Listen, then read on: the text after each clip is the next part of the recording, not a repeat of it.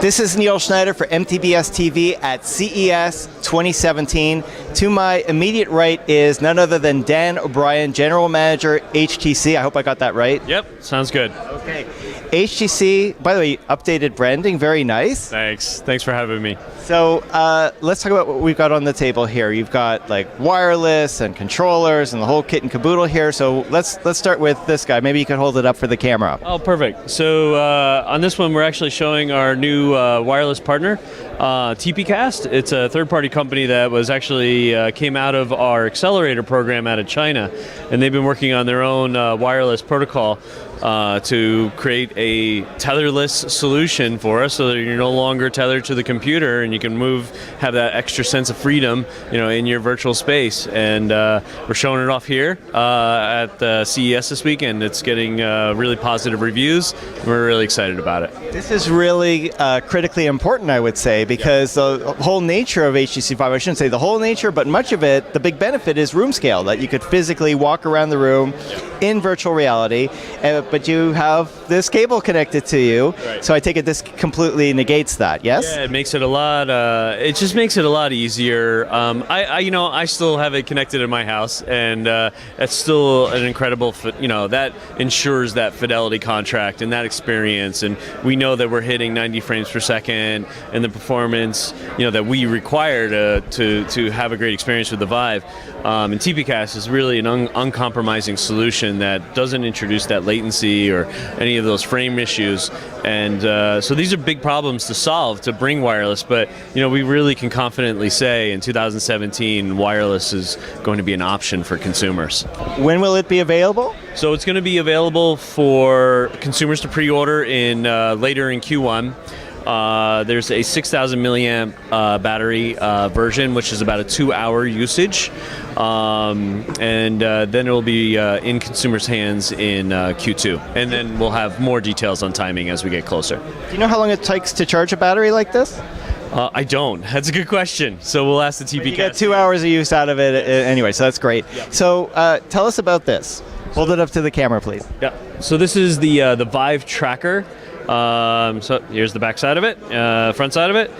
Essentially, this is a module that we created that uses the same built from the ground up tracking technology as our headset and our controllers, that actually allows you to, or a developer, to attach it to basically any peripheral, any accessory, another solution that they're thinking about, and it makes another tracked object in their VR space.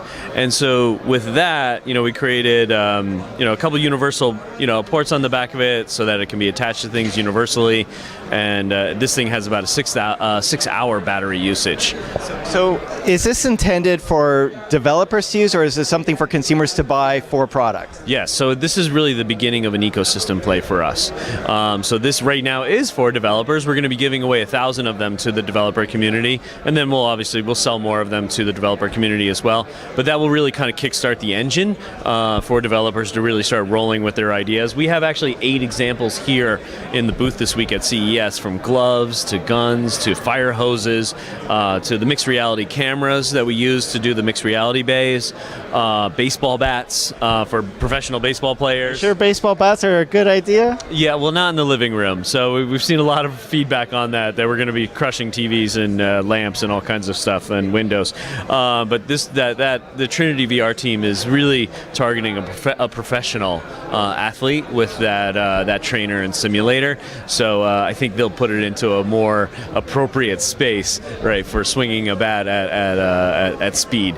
So, but yeah, I think we're seeing a lot of different applications from enterprise to consumers, and you'll see where we've actually have mixed reality where they've attached it to a phone, and you can have one person in their Vive and another person with their phone, and they're actually doing a mixed experience in VR, and other partners that have actually put it into a camera, and so you're taking pictures inside your VR space and printing out pictures right from your experience.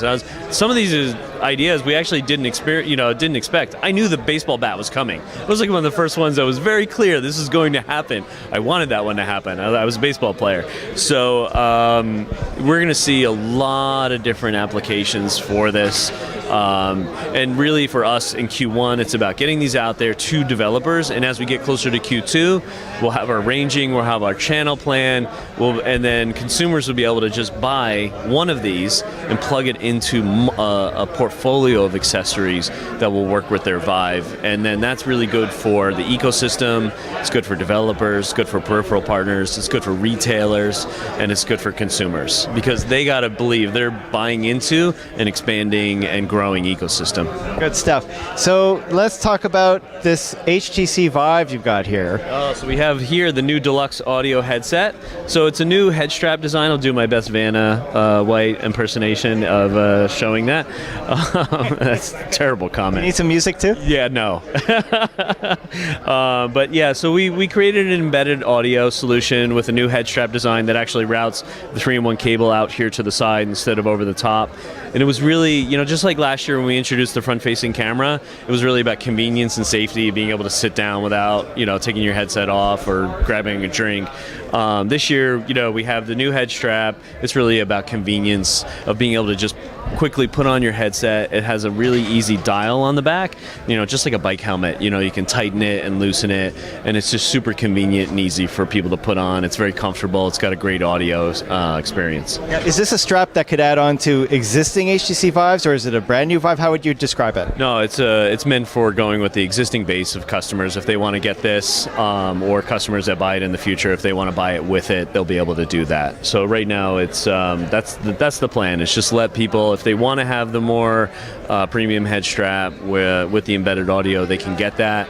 Or if they want to, if they have an existing one and they want to get that, because it's great for hot swapping, right? If you're in your living room and you got 4 people doing VR and you want to swap back and forth, or developers that want to spend a lot of time in VR, actually, once you go to an embedded audio, it actually helps developers quite a bit too, because then they have a standard audio solution that they design their experiences to work with. It starts to create a little bit of stability in the developer system as well.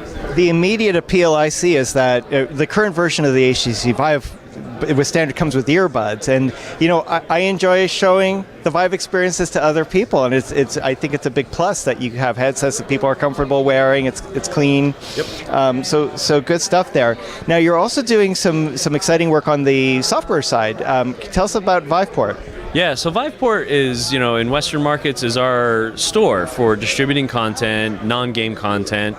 We have an incredible partner with Valve and Steam, and they are, quite honestly, just the best at distributing content, and right at their core, gaming content, right? And fewer better, right? If there is any.